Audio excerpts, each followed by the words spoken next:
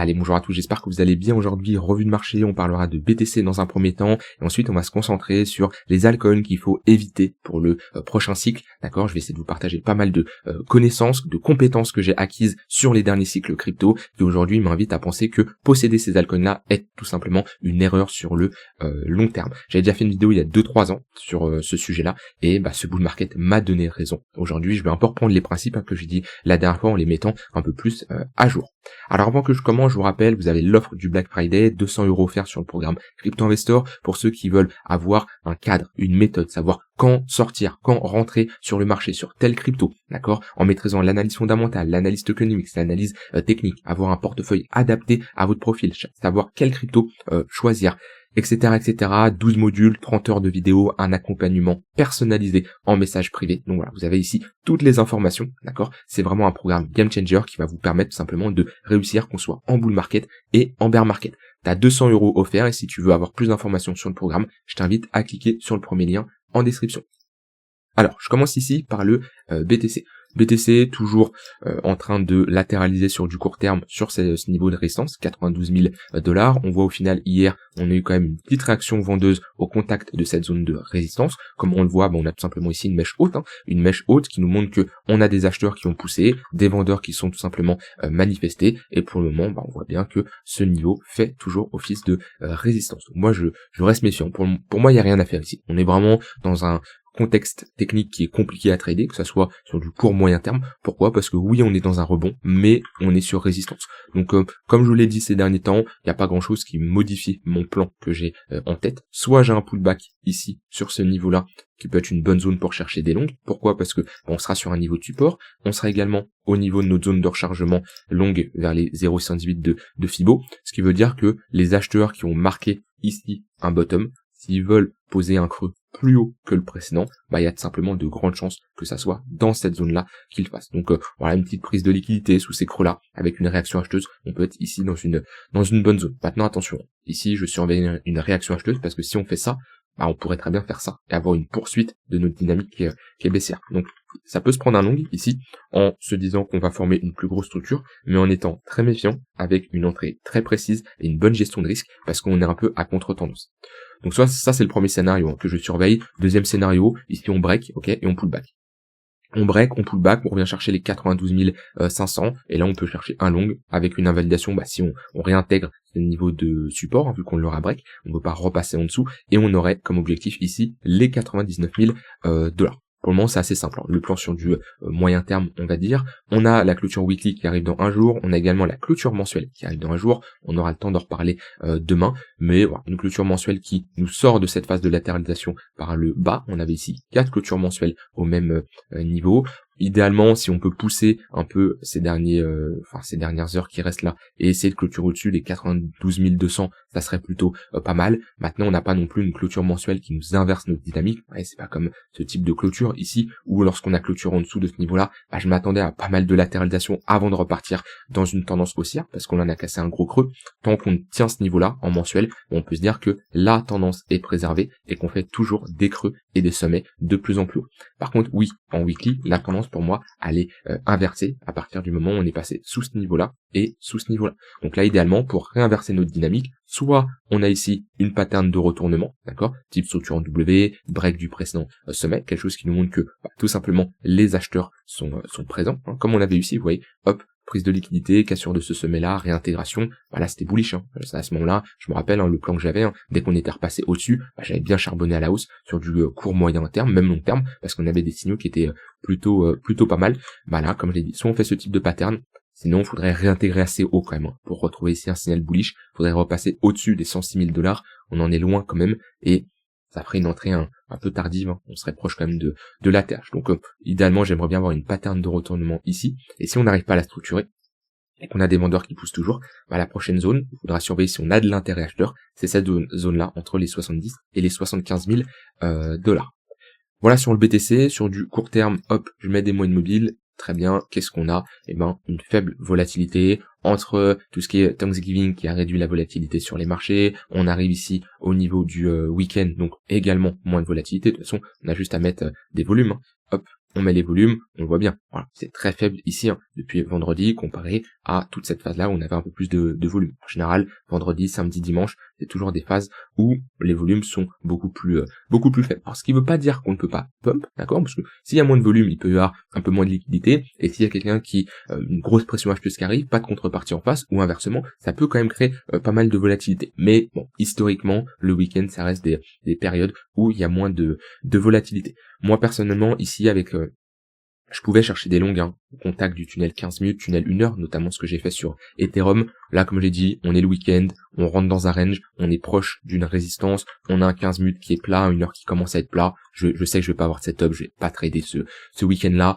Moi, le contexte de marché là, d'un point de vue technique, m'inspire pas confiance et j'ai pas envie de prendre un risque sur, un, des setups qui s'enclenchent pas, et de deux, je vais pas pousser un trade, d'accord? Tant que j'ai pas un fort momentum, que ce soit à la hausse ou à la baisse, hein. Là, si on fait ça, ok, on perd le 15 minutes et le 1 heure, je peux reprendre des shorts, hein, parce que là j'aurai une convergence de tous les tunnels Vegas, et je pourrais clairement prendre des shorts pour revisiter cette zone-là. Pour moi ici, hein, si on pose un top, d'accord, on valide cette structure de distribution, on commence à perdre le niveau des 90 000, hein, on pourrait avoir une confirmation de top de marché. Ici sur du court terme, il y a de grandes chances de revenir ces creux-là, qui est, comme je l'ai dit, une bonne zone pour potentiellement prendre un long si on veut se positionner en tant qu'acheteur. De toute façon, les niveaux ils sont simples, hein. Vous voyez, même si on enlève des moyennes mobiles, on a ici notre zone de résistance qui est sur cette extrémité haute, notre zone de support qui est sur cette extrémité basse. Ah là, on est plus proche de l'extrémité haute. Est-ce qu'on prend des longues? Non, parce que d'un point de vue risk-reward, ce n'est pas intéressant.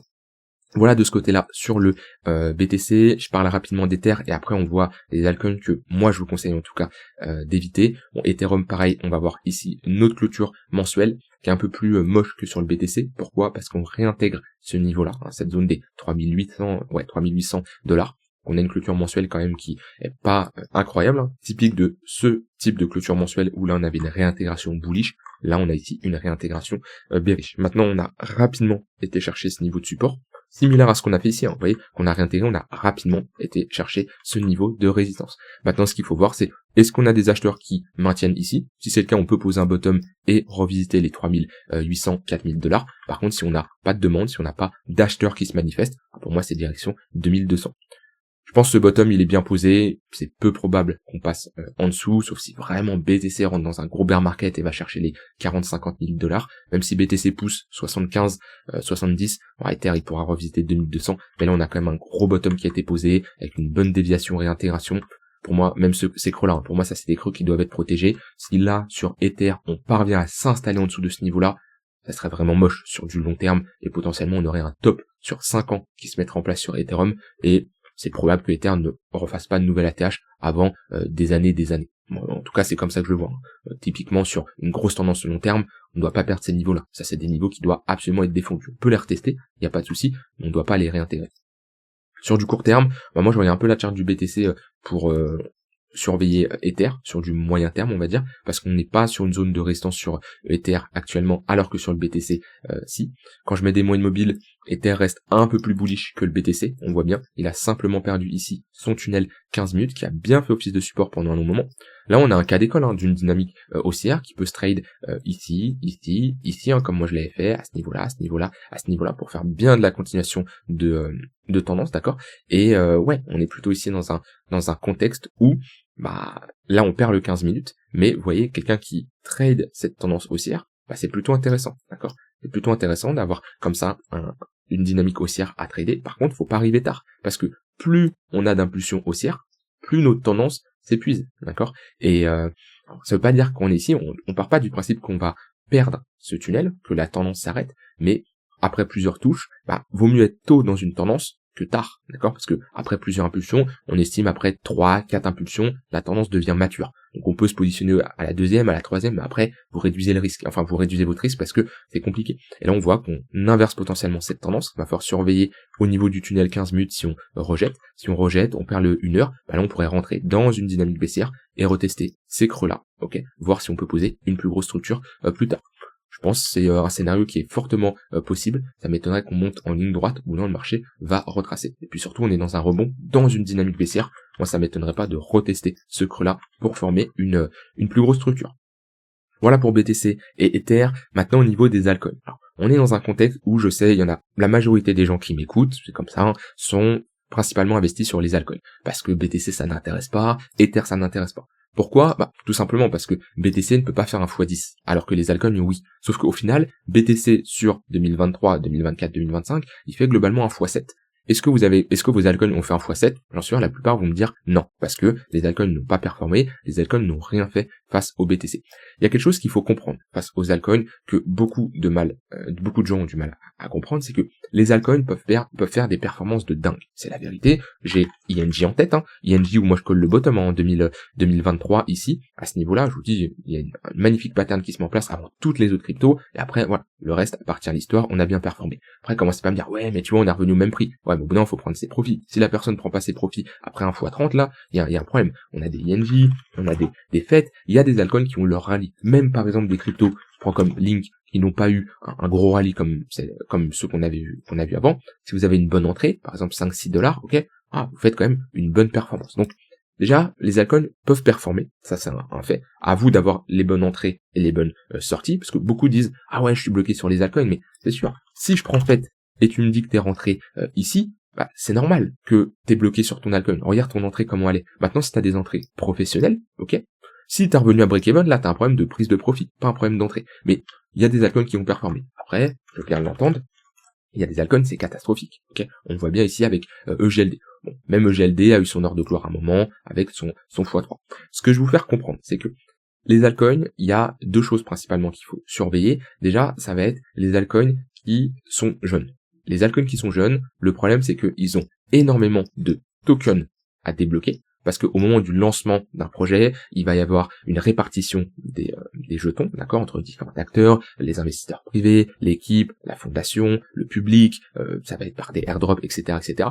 Et on va avoir un déblocage, en général, qui va se faire soit de manière linéaire, comme ça, avec le temps, c'est-à-dire au bout d'un an, 2 ans, 3 ans, etc., soit un peu en mode escalier, comme ça. Bon, plusieurs types de déblocage, des fois ça va être des gros déblocages comme ça, chacun a sa token mix. Le problème de ce genre de token, c'est que en bull market, il n'y a pas de souci, ils peuvent performer. J'ai des exemples, Arbitrum. Voilà, Arbitrum, ici, quand on avait un bon bull market, voilà, on a fait une bonne performance. J'ai Optimism. Moi, j'ai toujours préféré Optimism à Arbitrum. Hop, vous voyez, ça a bien performé. Il y a eu quand même un bon momentum. Je pense par exemple à TIA.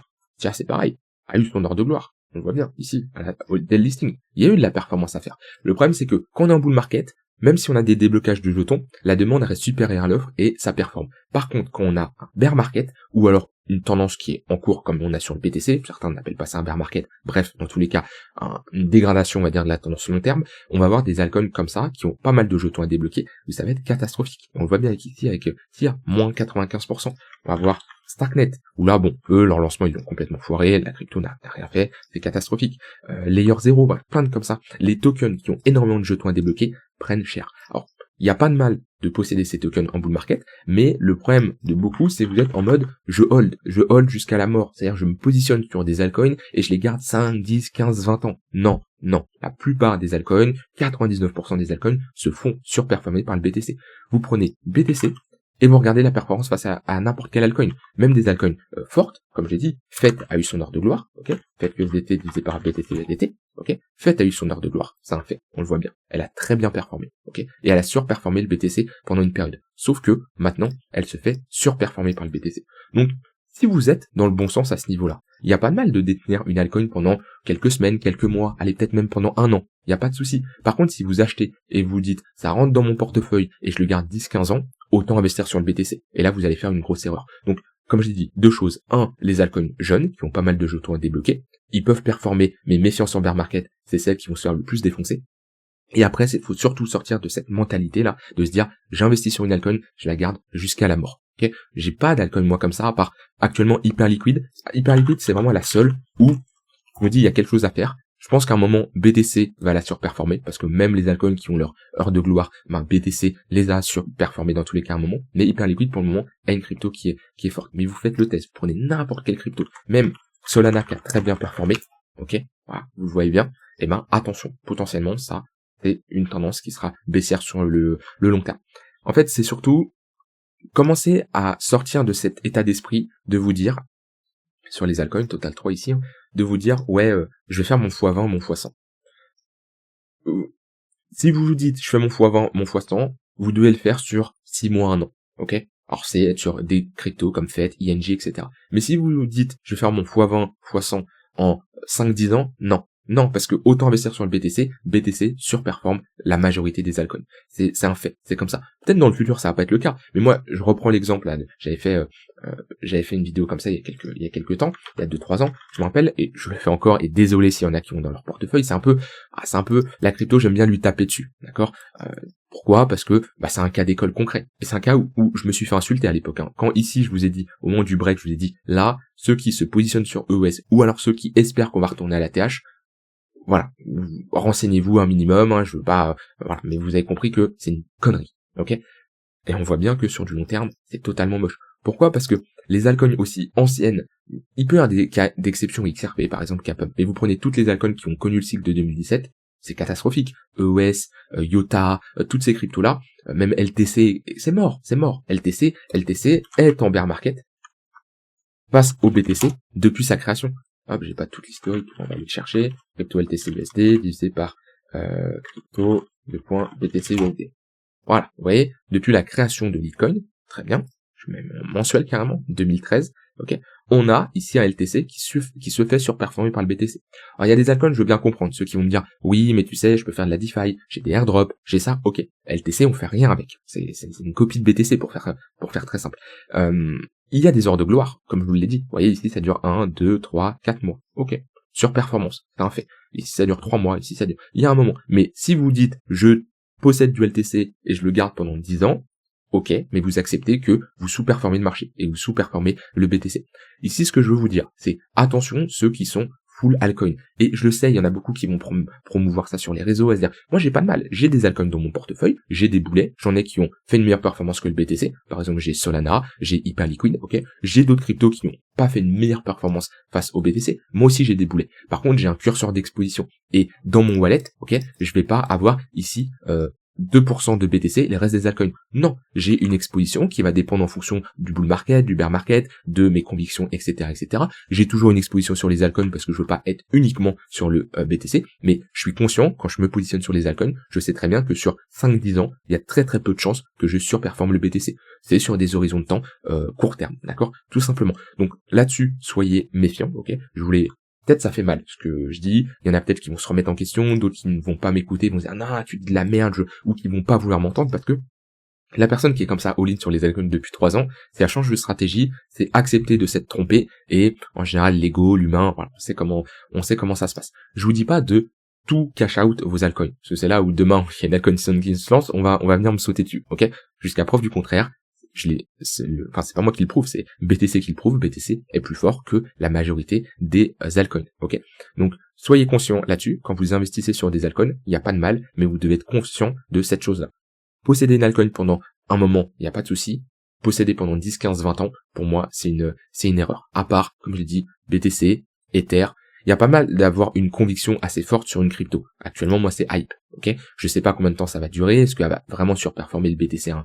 J'en ai aucune idée. Pour moi, c'est hype. Et hype, je la vois encore performer. Alors, performer le BTC. Le dollar, pour le moment, c'est un peu compliqué, tant qu'on n'a pas un vrai bottom qui est posé. Mais, il y a pas de mal d'avoir des convictions sur une altcoin. Je vous dis pas ça. Maintenant, il y a une différence entre à se dire tiens moi c'est Tao, je la vois surperformer le BTC.